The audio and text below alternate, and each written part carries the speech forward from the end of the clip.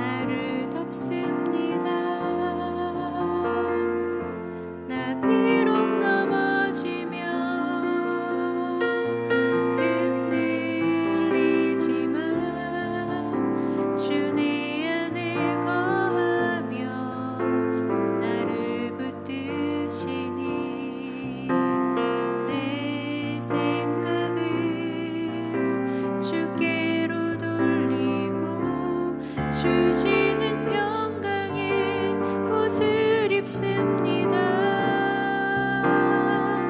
주 약속 안에서 내 영혼 평안해.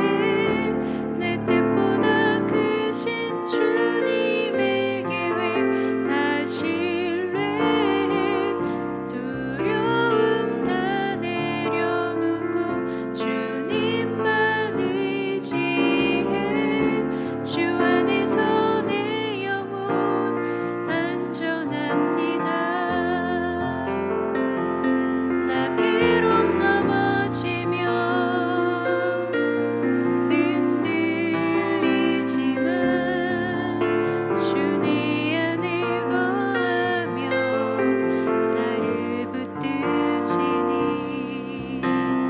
내 생각을 주께로 돌리고 주시는 평강의 옷을 입습니다.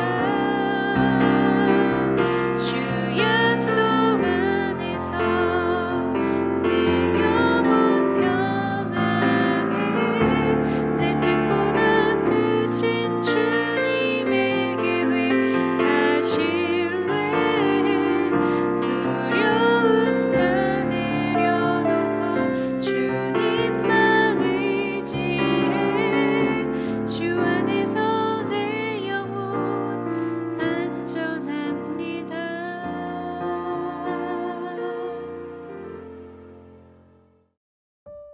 오늘 우리가 함께 나눌 말씀은 예레미야 4장 1절부터 10절까지입니다. 여호와께서 이르시되 이스라엘아 내가 돌아오려거든 내게로 돌아오라.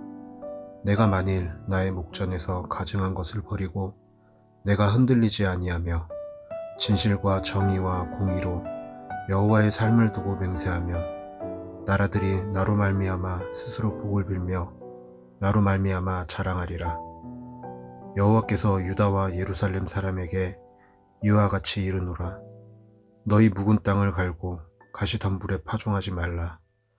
유다인과 예루살렘 주민들아, 너희는 스스로 할례를 행하여 너희 마음 가족을 베고 나 여호와께 속하라. 그리하지 아니하면 너희 악행으로 말미암아 나의 분노가 불같이 일어나 사르리니 그것을 끌 자가 없으리라.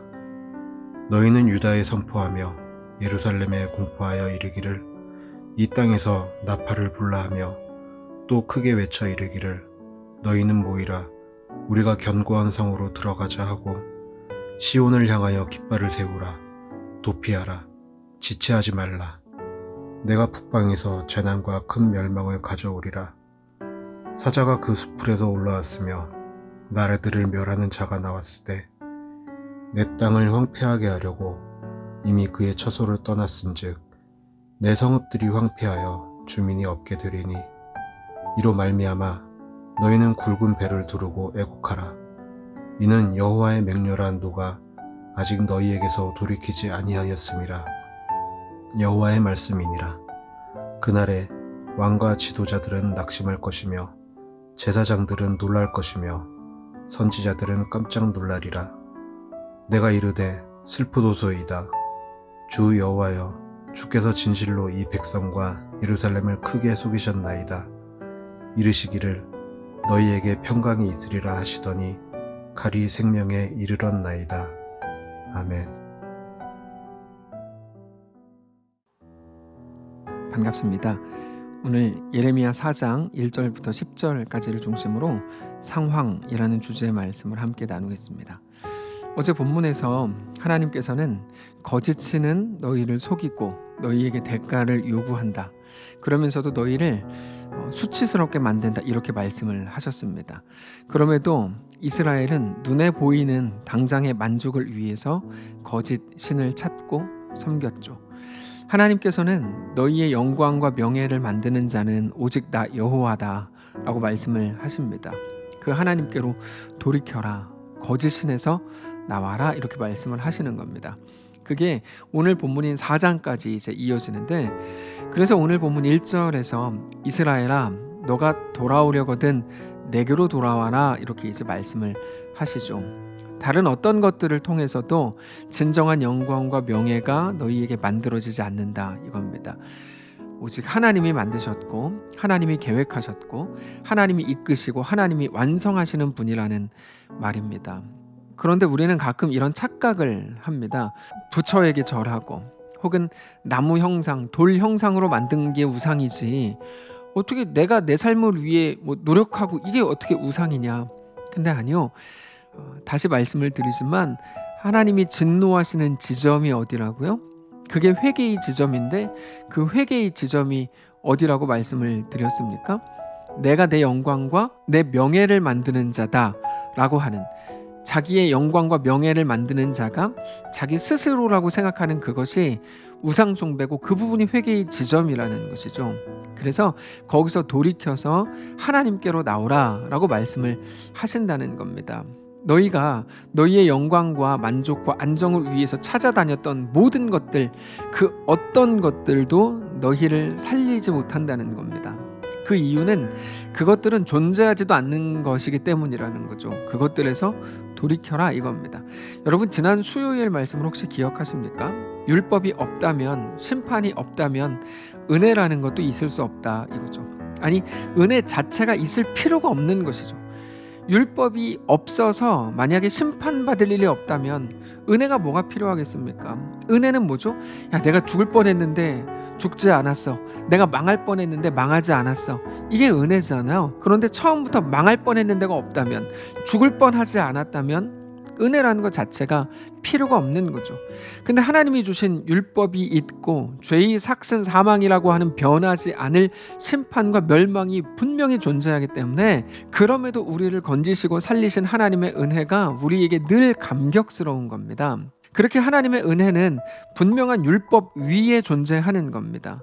우리의 잘잘못을 떠나서 그냥 우리에게 일방적으로 주신 게 아니고, 우리의 잘못에 대해서, 우리의 죄로 우리가 받았어야 될 그 죄의 삭신 사망에 대해서 우리 예수님께서 대신 담당하기로 하셨기 때문에, 대신 담당하셨기 때문에 우리는 구원을 얻은 겁니다.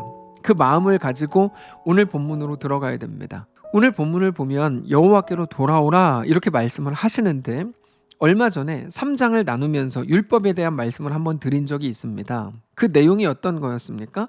남자가 아내와 이혼을 하고 그 아내는 그러면 다른 남자와 재혼을 했겠죠.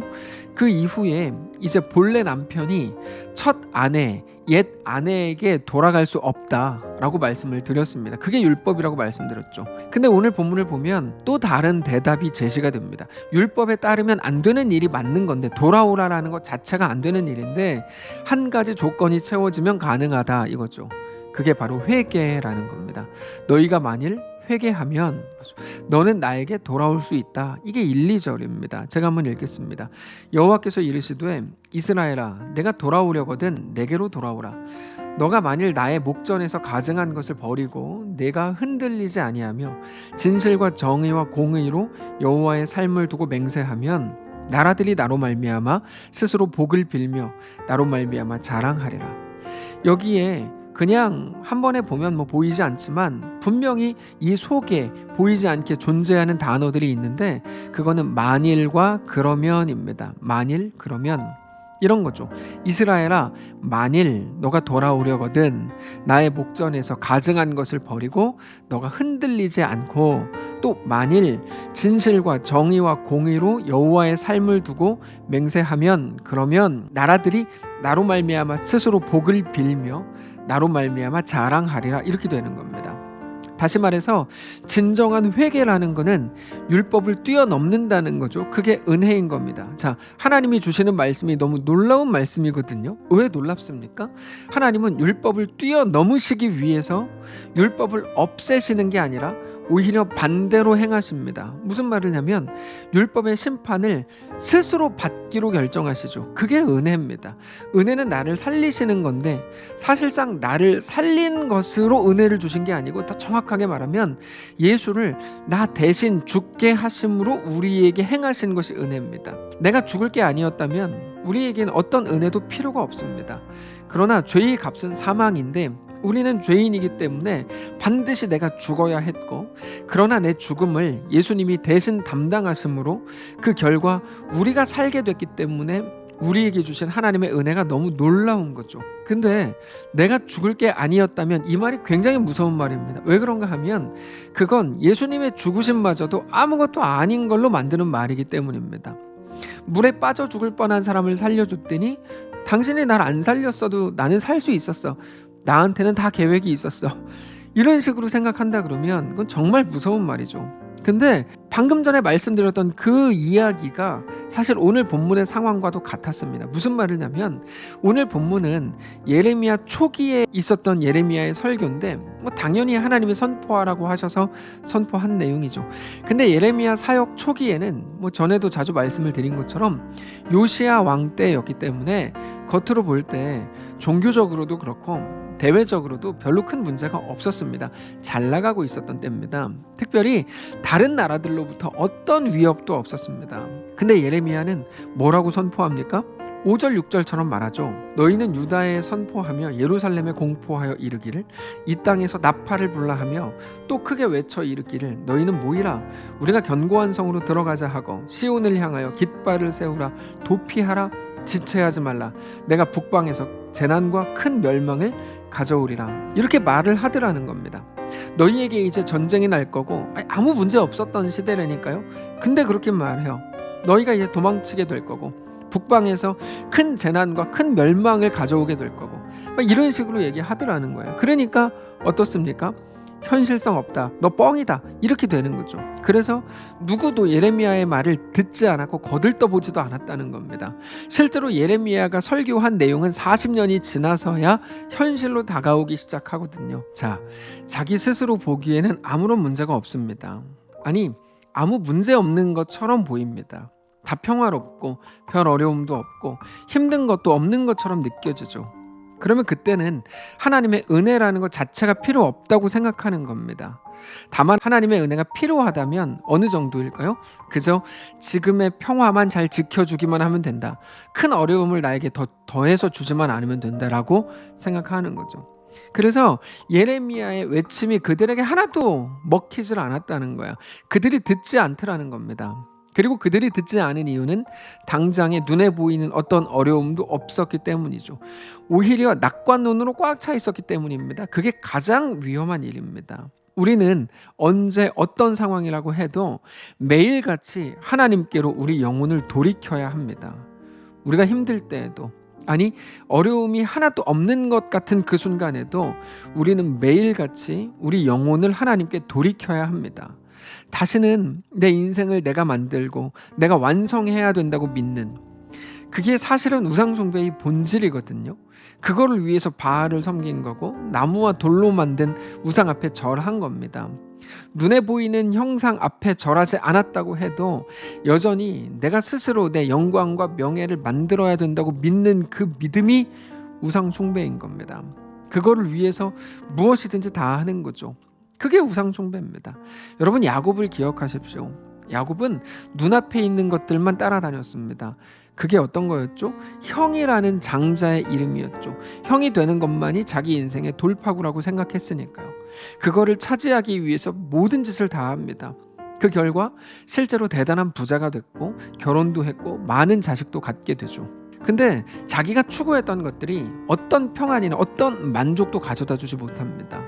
그러던 중에 야복강에서 만난 하나님이 야곱의 주인이신 것을 알게 되죠.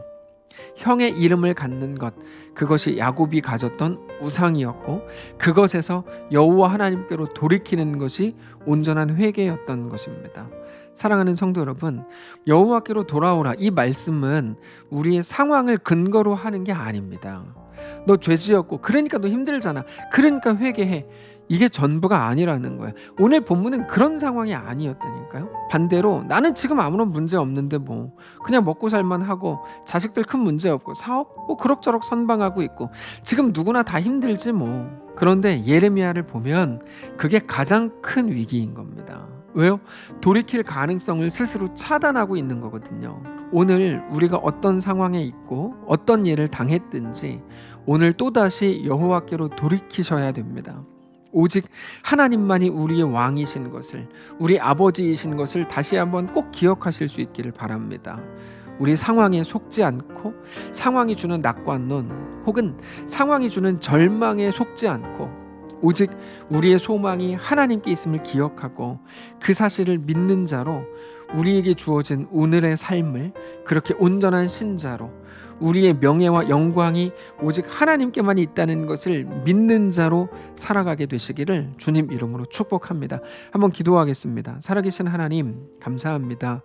오늘 우리가 어떤 상황을 만났는지 각자가 다 다릅니다. 나는 그래도 선방하고 있다, 난 잘하고 있다, 혹은 주님 내가 너무 어려운 길을 걷고 있습니다.